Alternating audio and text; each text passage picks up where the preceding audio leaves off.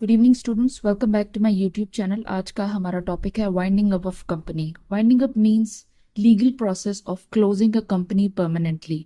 Company के जो assets हैं उनको सेल कर दिया जाता है, डेट्स को पे ऑफ किया जाता है और जितना भी रिमेनिंग पैसा बचता है वो शेयर होल्डर्स में डिस्ट्रीब्यूट कर दिया जाता है।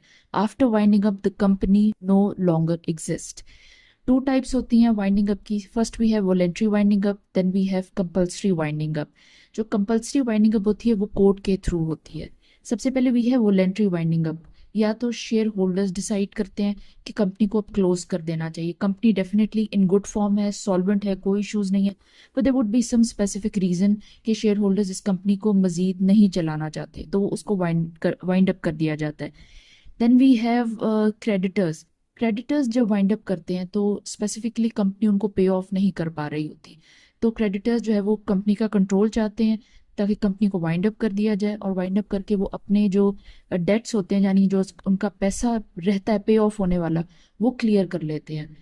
सेकेंड टाइप होती है compulsory winding up. Compulsory winding up, court एक ऑर्डर इशू करता है कंपनी को कि इसको क्लोज करना है। रीजंस क्या होती हैं? कंपनी ने कोई फ्रॉड किया होगा, कोई मिसकंडक्ट किया होगा, कोई इलीगल एक्टिविटी की होगी कंपनी ने, या फिर ये होता है कि कंपनी इंसॉल्वेंट हो गई है, बैंकरप्ट हो गई है, तो भी कोर्ट ऑर्डर करता है कि इसको कंप्लीटली बंद कर दिया जाए। इसके अलावा ये चीज़ होती है, कंपनी कुछ इंपॉर्टेंट डॉक्यूमेंट्स होते हैं, memorandum of association, article of association, उनमें सब कुछ डिस्क्राइब होता है स्पेसिफिकली। कंपनी ने उन रूल्स को सब कुछ फॉलो करना होता है। कंपनी अगर उनको फॉलो नहीं कर रही है तो भी जो है वो कोर्ट ऑर्डर कर देता है कि आपने कंपनी कंपनी को क्लोज करना है।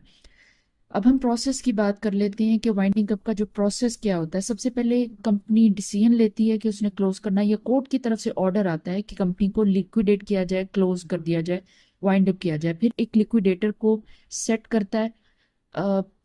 लिक्विडेटर्स जो होते हैं वो बेसिकली अथॉरिटेटिव होते हैं। वो इस तरह से अथॉरिटेटिव होते हैं कि वो पूरी कंपनी की मैनेजमेंट का कंट्रोल अपने हाथ में ले लेते हैं।